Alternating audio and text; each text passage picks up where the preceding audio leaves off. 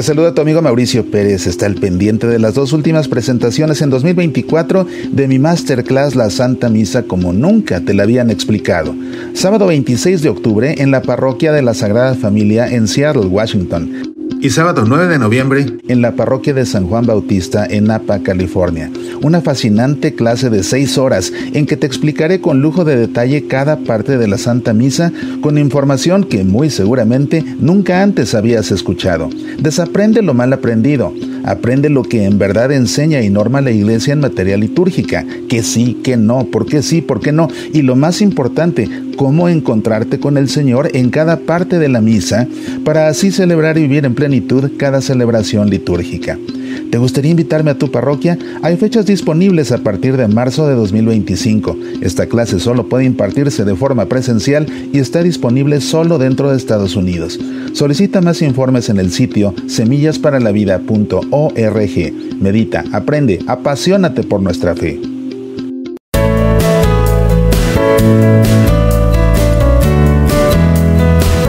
De un tiempo para acá, una de las áreas de estudio que me han venido apasionando es la espiritualidad litúrgica y de una manera muy concreta, las oraciones colectas. La oración colecta es la que se reza justo antes de que dé inicio la liturgia de la palabra, en las misas de domingo, después del Gloria, en las misas feriales, después del Señor ten piedad. El sacerdote dice, oremos, junta las manos, se queda en silencio. En ese momento es que le pedimos a Dios lo que le tengamos que pedir a nivel personal en cada misa. Y después el sacerdote, que ha recolectado todas nuestras oraciones, por eso se llama oración colecta, las condensa y sintetiza a través de la oración colecta que reza del misal.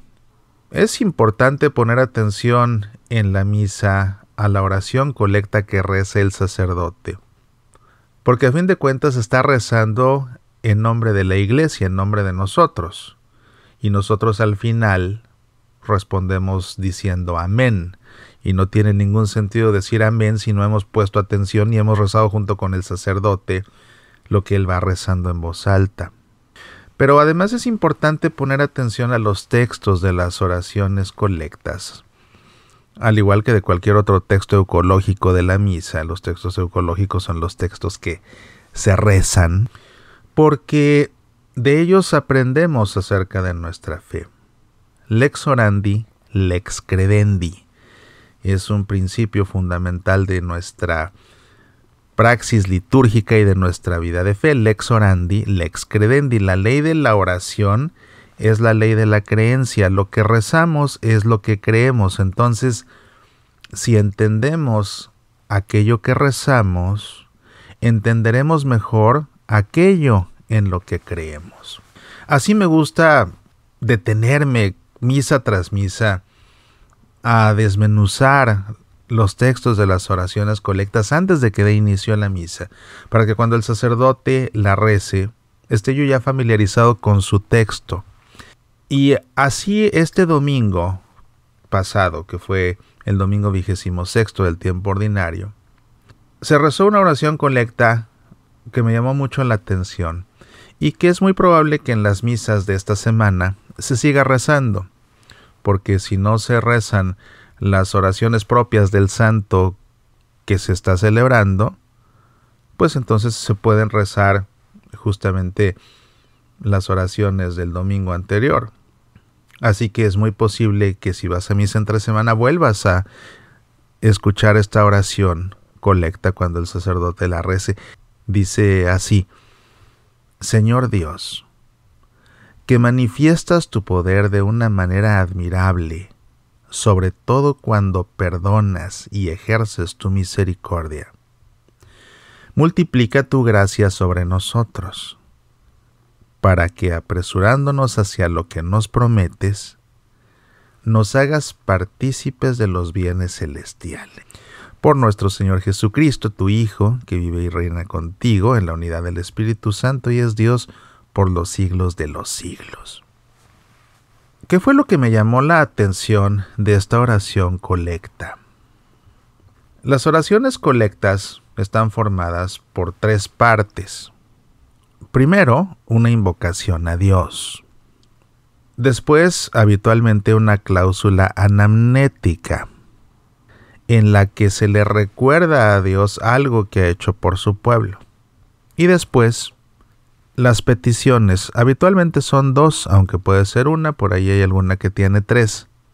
En este caso, la invocación es esta: Señor Dios, que nos hace ya pensar en Dios el Señor, Dios el que tiene autoridad, Dios nuestro Señor. Y nos estamos dirigiendo a Dios Padre. Pero después la cláusula anamnética, esto fue lo que me llamó la atención. Porque esta cláusula anamnética habla del poder de Dios. Del poder de Dios nuestro Señor. Un Dios que es todopoderoso. Y que habla de la forma como manifiesta su poder. Pero la forma como manifiesta su poder de una forma admirable y llevándola al superlativo. Porque dice así: Señor Dios, que manifiestas tu poder de una manera admirable, sobre todo, y aquí viene esto, sobre todo cuando perdonas y ejerces tu misericordia. Cuando pensamos en el Dios que todo lo puede, nuestra mente puede fijarse en la creación, que a fin de cuentas es tan perfecta. Ver los montes, ver los mares, ver las plantas, ver las aves, ver los peces multicolores. Eso deja ver el gran poder de Dios. Cuando pensamos en el poder de Dios, tal vez pensemos en el cosmos, en los planetas, en las galaxias, en los astros.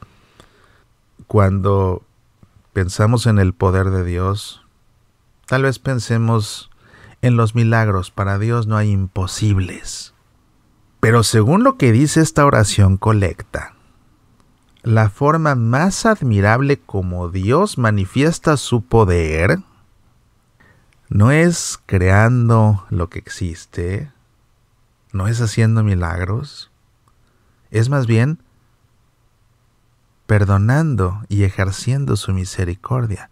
Señor Dios, que manifiestas tu poder de una manera admirable, sobre todo cuando perdonas y ejerces tu misericordia. La expresión más maravillosa del poder de ese Dios que todo lo puede, de ese Dios que es el Todopoderoso, de ese Dios que es nuestro Señor, es cuando perdona y cuando ejerce su misericordia. Eso es lo que lo hace más poderoso todavía. Más poderoso que habernos creado, es poderoso porque nos perdona y porque es misericordioso con nosotros. Y si es así como manifiesta su poder de la forma más admirable, eso significa que realmente nuestros pecados son cosa seria. Son cosa seria. Porque la forma como Dios manifiesta su poder de forma más admirable es sobre todo perdonándonos esos pecados, siendo misericordioso con nosotros porque somos pecadores. Nuestros pecados son cosa seria. ¿Y cuántas veces tendemos a restarle valor a nuestros pecados? A restarles importancia, a no reconocer su gravedad. Pecados de todos tipos, de pensamiento, de palabra, de obra, de omisión. Ese viejo cliché de, bueno, si yo no robo, si yo no mato, entonces yo no peco, sale sobrando. Pecados de pensamiento. Lo que pensamos de otras personas. Vaya, pensar mal de otra persona es faltarle al respeto de entrada. Pensar mal de alguien. Y es tan fácil hacerlo, tan fácil hacerlo. Desearle a alguien que le vaya mal. Sentir envidia en la mente por lo que alguien tiene o conseguido. Pecados de palabra. Ya no solo pensar mal de alguien más, hablar mal de alguien y a sus espaldas. Tantas palabras vulgares, tantas palabras obscenas. Agredir a alguien con la palabra. Alzarle el tono de la voz para amedrentarlo. Son pecados de palabra. Los pecados de omisión. Dejar de ayudar al que nos lo pide. Hacer como que no existe el que nos necesita. Olvidarnos de las personas a las que amamos y que nos aman. No buscarlos, no entablar contacto con ellos. Es un pecado de omisión. Podríamos en esta emisión detenernos a hacer un exhaustivo examen de conciencia, revisando muy a fondo, mandamiento por mandamiento de la ley de Dios, de qué forma faltamos a esa ley de Dios de pensamiento y de palabra y de omisión. Además, claro, de la obra, pero pues esa como que es obvia porque es más visible. Pero lo cierto es que frecuentemente tendemos a restarle importancia a nuestros pecados. Y resulta que la forma como Dios nuestro Señor manifiesta todo su poder de una forma admirable es sobre todo perdonándonos esos pecados. Entonces, los pecados que cometemos son cosa seria, en verdad son cosa seria.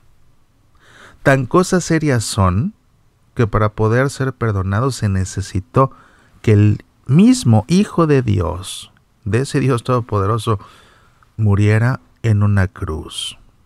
Y fíjate, esa muerte en la cruz del Hijo de Dios es la máxima expresión de la misericordia de ese Dios con nosotros que somos pecadores. Ver a Jesús muriendo en la cruz es justamente la expresión más admirable de ese poder de Dios. Es para pensarse, es para pensarse.